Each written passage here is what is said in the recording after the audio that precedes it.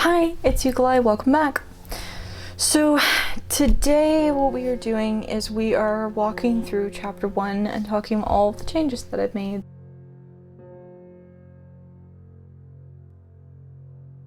I posted a video a couple of days ago letting you know that the fanfiction is live. You can access it on fanfiction.net, which is honestly not the most fun to use as a creator. It's not a very cooperative system. I much prefer World Anvil, which is why I also included a link to the World Anvil version of it. World Anvil is a lot more friendly, and it allows me to create a sort of encyclopedia while I go. If you click the link on the previous video for the World Anvil site, you'll come to this page. And on this page, you will see each of the chapters lined out one by one. You'll be able to go to each of them. They have pictures because I can do that on World Anvil and I can't do that on fanfiction.net. Besides the pictures and the actual fiction itself, I can also do things like have colored font, which is rather nice. I don't know if you can see it, but this is purple on here. I might change it to a more bold color so you can see it more clearly next time. But also you can go to the world that I created for the fiction. You can, click this button right here. You do not need a World Anvil account to do any of this. It's free, it's completely open to the public because I made it public, so you can just check it out without an account. You'll come to this page, the home page for the world that I created. It has this little story so far to catch you up if you've missed the latest chapter, and also a link to my YouTube channel. And it has several little elements built into it that I'm building as we go. The timeline includes the timeline that I've built so far for this world, for this fan fiction. You've got when everyone was born, you've got when Dumbledore becomes headmaster, the Marauders' Hogwarts years, the Weasleys, when each of the Weasleys were born. I did have to make adjustments to the Weasleys' birth dates. I've got when Petunia and Vernon were married, James and Lily's wedding, Dudley's birth. As you will note, Dudley was born actually a while before Harry. In the books he's only a few months older, but I actually made him 2 years older, because I wanted him to be more of an imposing figure to Harry. I wanted him to be more of a bully, and I also wanted to kind of highlight the fact that he's described in the books as always being really stupid, and so I made him go back a few years in school, be held back a few years in school. So he's Harry's year at school, but he's 2 years older, so that kind of exemplifies that element of his character. I did move the attack in Godric's Hollow from being on Halloween to being on Lammas, which is August 1st, because if it was on Halloween, then it would interfere with the date change that I made to when Hogwarts year starts. So Hogwarts originally starts on September 1st, which is really in line with Muggle schools and all of that. I actually changed that so that it's more in line with Wiccan culture rather than being in line with Muggle schools and everything. And the Halloween date was problematic for that change, so I had to move it. I moved it to August 1st because that's it's in the middle of the summer, and it's just kind of a neutral date that made sense and was easier to use. It was either going to be August 1st or September 21st, and I decided that Harry's birthday would be September 21st because it needed to be in the middle of the new Hogwarts summer, and July 31st was actually during the school year, so it wasn't going to work anymore. So I had to move his birthday. I've got this is when chapter 1 happens. It's on the timeline, so you can actually see when each chapter happens. I'm going to be adding those in as we go, so you can keep up with that kind of thing. And then each of the school years, which on these, rather than the Marauders ones, I included what year the Weasleys and other notable characters were at Hogwarts. So we've got Bill's first year, second year, etc. And these little notes right here, I'm sure you'll figure it out, but this is their what house they were sorted into. So we have that as well. As you can see, I did not keep with the original book's design of all the Weasleys being in Gryffindor, because I think all the Weasleys are quite unique and they're all different, and I really don't think they all are Gryffindors. So rather than having this false dichotomy of Gryffindor's good, Slytherin's bad bullshit, I did go ahead and diversify which houses characters were sorted into, starting with the Weasleys. So we have Bill Weasley's a Gryffindor, Charlie Weasley is a Hufflepuff, Percy Weasley ended up in Ravenclaw. I'd originally liked him to be in Slytherin, and I felt that that really suited his character. But you have to remember these characters are sorted when they're 13, 14 years old. And I think at that age, I don't think Percy became as ambitious until he was a little older. So I felt like he would have fit better in Ravenclaw because he values school and he thinks that that's his way out of poverty. So he is a Ravenclaw, but the twins, being the troublemakers that they are, did end up in Slytherin. And that actually works really well for what I've got planned for other characters later on, so no worries there.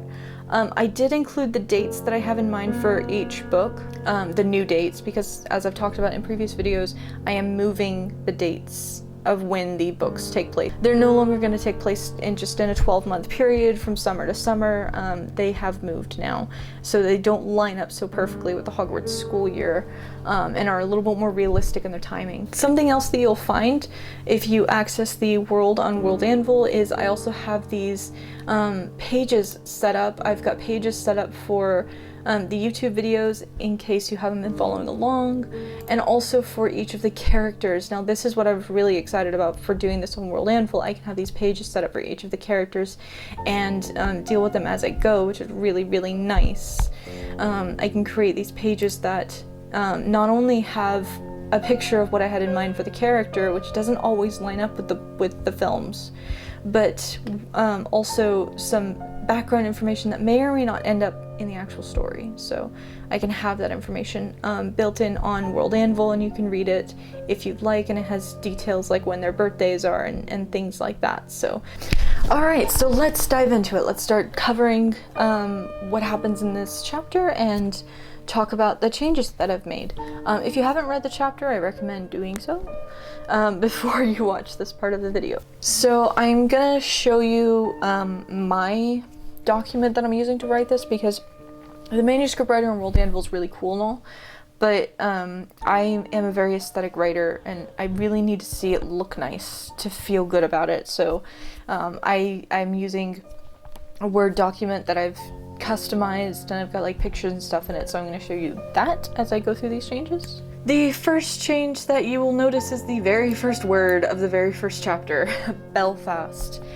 I have moved the Dursleys from being in Surrey in England to being in Belfast, Ireland. As I've discussed in previous videos, I did move the timeline. The story is starting in August of 1871. So we start off in Belfast. Now, why move to Belfast? Why, you know, of all the places in the world, why did I decide to move the Dursleys there?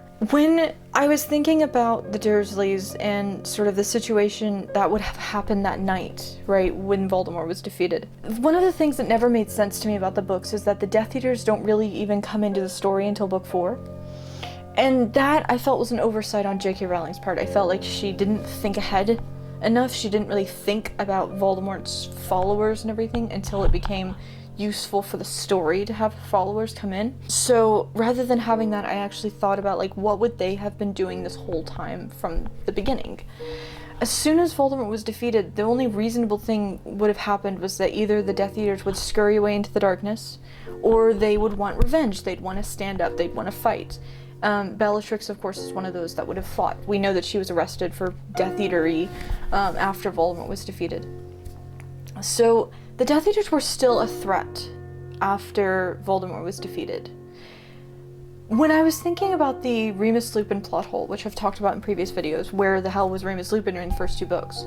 I figured that's probably where he was for at least the first year. He was hunting down Death Eaters, trying to keep things safe for Harry, and then at that point, the Ministry was probably like, no, you can't, you're a werewolf, you can't adopt a kid. So that's kind of what I figured out.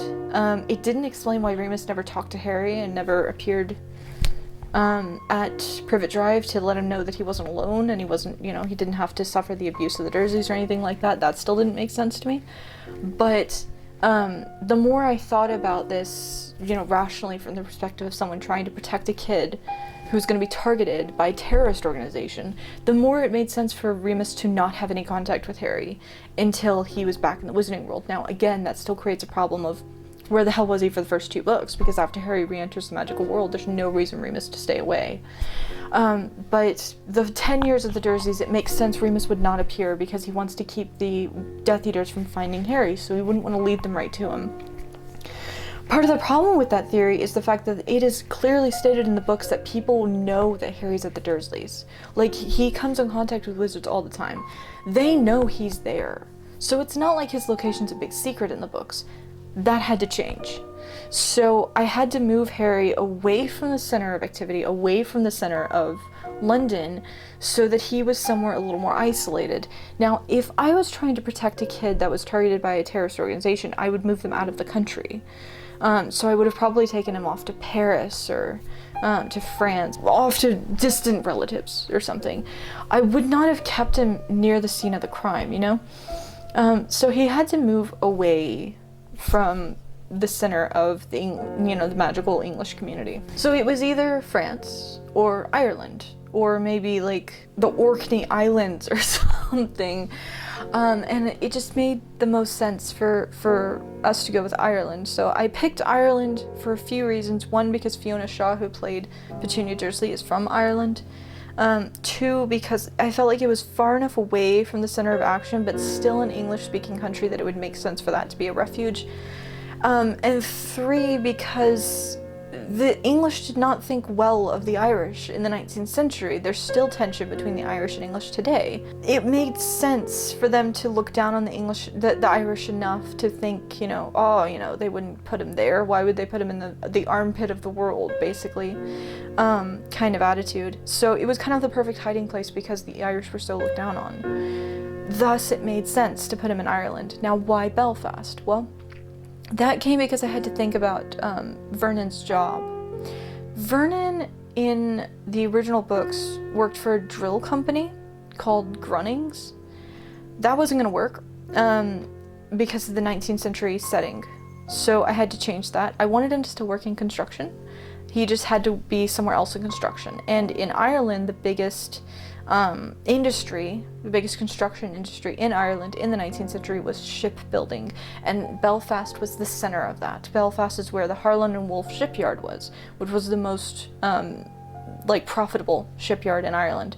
So it makes sense that the money-grabbing, society-grabbing Dursleys would want to work in Belfast and work for Harland and Wolff. That's why Belfast was picked. So that's why the story has moved to Belfast for the Dursleys. We'll be hanging out in Belfast for the next few chapters.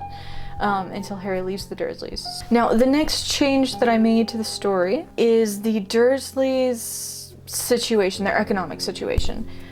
In the original books, the Dursleys kind of live a middle-class lifestyle, but I would suspect they're upper middle class because of how much money they spent on Dudley.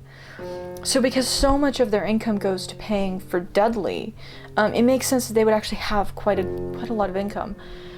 But because of the historical circumstances of Ireland in the 19th century, the English came in and they had all the good jobs, all the money, all the food, all of the high-rolling jobs in the land and everything like that. So an Irish couple would not be high-ranked. It just wouldn't happen. It was extremely rare for the Irish to rise to that kind of level. Usually it was the English who owned the stately manors and all that kind of stuff. So it was very unlikely that Vernon, being an Irishman in Ireland in the 19th century, would have had a high-paying job like that, which drops their income level automatically down to probably lower middle class. So they have enough money to afford a house, but it's a row house. It's a mew. Mew is if you have a wealthy house and they have a back house. That's what a mew is. It's like the little back house part of a wealthy house. So they're living in a mew in Sailortown. Sailortown is exactly what it sounds like. It's where all the sailors lived, and the shipbuilders and stuff. So it's a neighborhood in Belfast. It's also highly beneficial for me as a storyteller to put them in the lower class because it gives me an excuse for why they would take Harry. Harry's family is rich. We know this. The Potter family is rich. That's canon. So the Dursleys would have had to have a reason to take Harry, and we know that Marge, who I'm going to get to in a minute, hates Harry, and she always is like, you should have gotten rid of him, you should have sent him to an orphanage or something. So we know that they would have had to have a reason to keep him around beyond, he'll be killed if you don't keep him.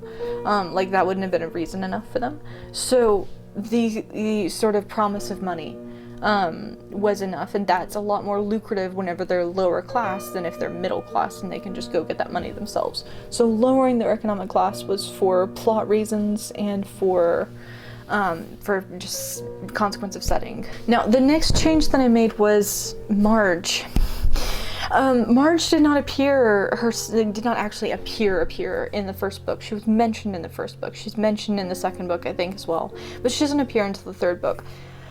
Marge had to be in the first book because I am not having Harry return to the Dursleys.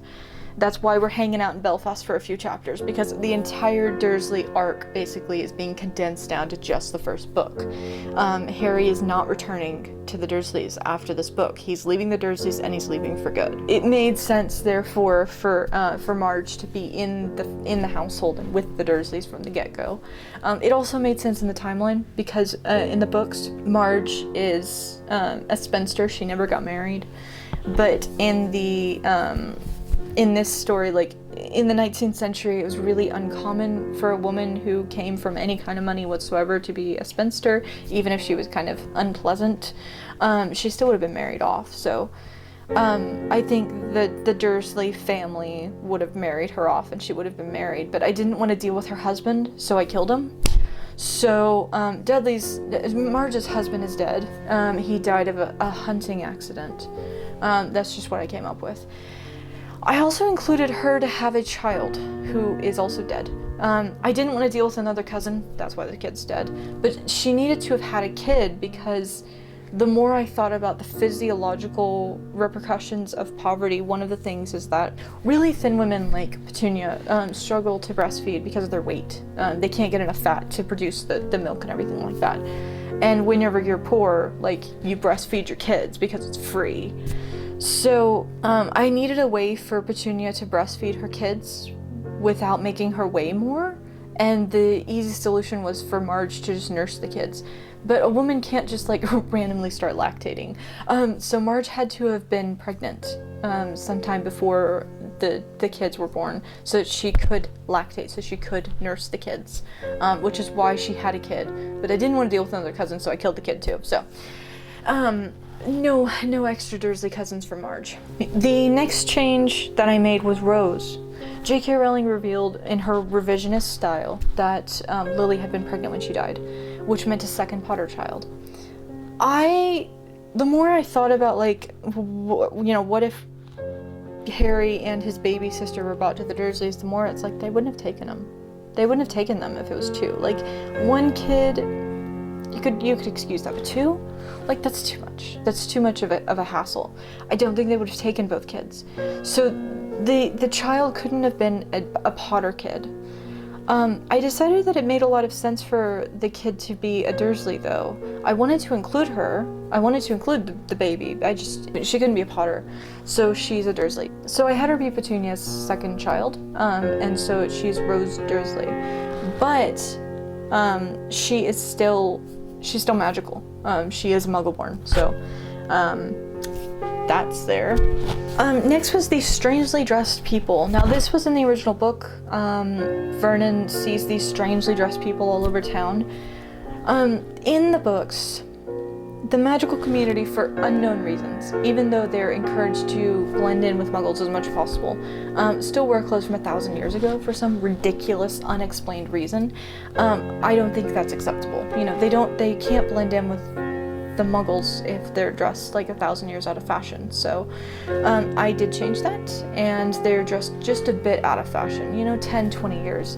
I am playing around with the idea that each of the Hogwarts houses kind of supports a specific time period and kind of embraces that one time period, and so fashions kind of trend towards that.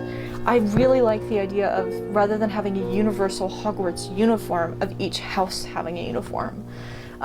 That is kind of centered around that time period idea. I have not fleshed this out completely yet. I'm still kind of playing around with it. So I just threw in that a woman is wearing a hoop skirt, just to kind of point out that they are still misdressed. They're still not matching the area, but like, they're not 1,000 years out of fashion. Like, they're not quite that out of date, but they are still strangely dressed.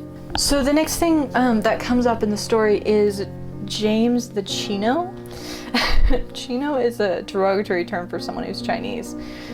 It made complete sense to have the Dursleys use derogatory words, like of course they do, of course they do stuff like that.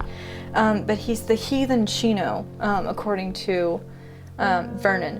Why describe him that way? Well, it's going back to that thing about diversity in the story. I want there to be more diversity in the story. One of the changes that I made is Hermione's going to be black. I really love that idea of Hermione being black, and I also made Harry Asian. So I had to come up with a way that Harry was Asian, you know? And his dad's name is Potter, and I didn't want to change the Potter name, so it's like, okay, well, you know, my choices were either make the Dursleys Asian, or make, or at least Petunia, or make James biracial. So I decided to make James biracial. And so Harry is a quarter Asian. He's actually not Chinese. That's just because of course the Dursleys would just equate anyone who's Asian as being Chinese naturally. That's just their small-mindedness. But he's actually Japanese. And Harry is a quarter Japanese and looks very Japanese. Besides his mother's eyes, he the color of his mother's eyes, he very much looks Japanese. James was the same way. He looks 100% Japanese, even though he had a British father. The next change that comes up is Harry being a bastard child. Now, if you don't know the etymology of the word bastard, bastard refers to a married status. So if you are a bastard child, it means your parents weren't married. Historically, it's actually not often a derogatory term in the traditional sense. It's not like you're name calling someone. It's just not a pleasant thing to be recognized for your parents not being married. Now, this is what the Dursleys think of Harry. The Dursleys think of Harry as a bastard child. He's not, actually. James and Lily were married. It's just they were not married in a church. They did not have a Catholic wedding. And so the Dursleys, being Catholic Irish people, do not consider them to have been married, and so consider Harry to be a bastard. He's not actually a bastard. So that's part of the Dursleys' perspective of Harry and of the Potters, rather than being, based in fact. In the original books, Hagrid brings Harry to the Dursleys on Sirius's flying motorcycle. But we're in the 19th century, so obviously there's not going to be a flying motorcycle, so I did the closest thing to it, which was to change it over to a carriage. So the motorcycle has become a carriage. If you'd like to know what it looks like, it is specifically a Hansom carriage, Hansom. The carriage itself flies, and it is pulled by a winged horse, so that will come up later. We will revisit the carriage later. It's part of that where the hell was Remus before book 3 situation. Like, where was he the night that Harry's parents died? We know where Sirius was, we know where Peter was, we know where the Potters were, but we don't know where Remus was this whole time. In book 3, it's mentioned that, no one trusted Remus because he was a werewolf. That doesn't fit in with any of their characters, though. So, that whole idea of where Remus was really bothered me. It made a lot more sense to me for Remus to be the one to bring Harry to the Dursleys than Hagrid. And so that's exactly what happens. Remus is the one who brings him to the Dursleys. But because Remus is a werewolf, the Ministry of Magic would never have allowed him to adopt Harry. There's also the fact that if Remus had raised Harry, the Death Eaters would have known exactly where he was. They would have found him very quickly, and they would have killed Harry and Remus. So to keep Harry safe, Remus could not raise Harry, which is why he doesn't in my story. Remus brings Harry to the Dursleys for safety, so they will keep Harry safe. The plan being, he's gonna stick. He'll be back. He'll be back. He'll see Harry. He'll visit him and everything like that. But if he interacts with Harry, the more he interacts with Harry, the more danger Harry is in, because it allows him to be recognized. Remus will be making a reappearance in the story later on. He's kind of ghosting the Dursleys. There's talk of the mysterious man. So he's still kind of hanging around, and you get a hint in later chapters that Petunia knows he's still keeping an eye on Harry from far. He's just not right there keeping an eye on Harry. He's just not there in person. But he's still there in the distance. And we'll learn about that more in later chapters.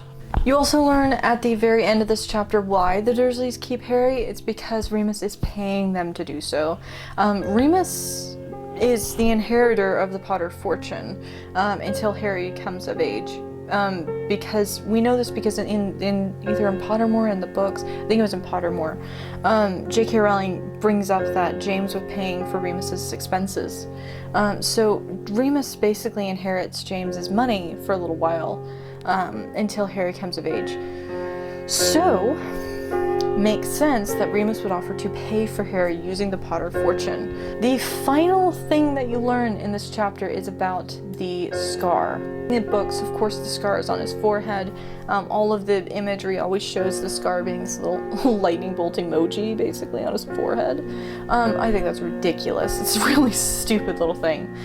So I have changed it. I moved where the scar is. Now, I made it more like an actual lightning bolt scar. Like if lightning strikes the ground, it creates this kind of coral effect where it like branches out and everything like that. It's actually really beautiful. So I decided that's what it would look like. But if that was on his face, like think about that for a second. Like if there's this massive scar that looks like someone was struck by lightning in their face, like that'd be really kick-ass, but it'd also be really noticeable. Like anyone would be able to find him like that. So it wasn't very good for hiding him. Instead, I moved it to his arm. The reasoning behind that is because I have a 5-year-old nephew, so I know how, you know, little kids interact. And when he was 3, his hands were always in front of his face, or they were always in front of his chest. Like they were always here, somewhere in here. If you were casting a spell which basically de-animates a person, kills all their organs, basically what the Killing Curse does, you wouldn't aim that at their face. Like you would aim it at their chest. So it makes a lot more sense for Voldemort to have aimed the spell at his chest. And if, like most kids, you know, he just watches his mother die, he's gonna be really upset. So his hands are gonna be in front of his face and his chest and everything. So it makes sense the spell would first come in contact with his hands, rather than coming in contact with his body first. So the second the spell hits Harry, it rebounds, right? If the first place it hits is his wrist, his hand, like right about here, then that's where the scar would appear. So that's why the scar ends up on his hand instead of on his face. Just because I just didn't think it made any sense for Voldemort to be like, oh, I'm gonna kill you by aiming at your freaking face. Like that's like Hitman style killing someone, and this is a 3-year-old kid. Like, Voldemort would have aimed his biggest part of his body. It's just so weird that the scar ended up on his face in the original book. I just think it's just so weird. And I think she did that so that it was noticeable, no matter what Harry was doing. But even then, it's on his forehead. He could have just grown bangs. So it's the scar just didn't really work for me. So I moved it and I made it more like actual lightning scar. All right, that's it for chapter 1. That's all the changes that I made. If you have not read the chapter, go check it out.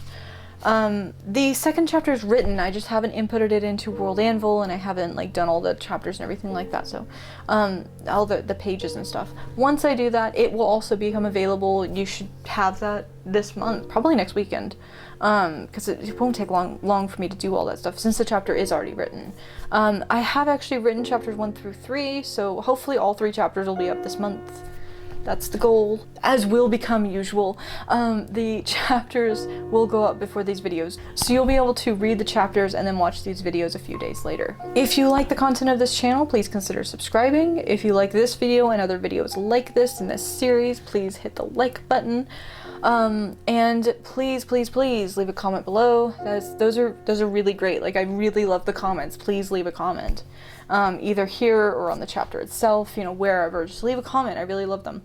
And I love the ideas that a lot of people have come up with, and I'm trying to integrate them as I get permission to do so, because I am asking people if I can integrate their ideas. So see you next time. Bye.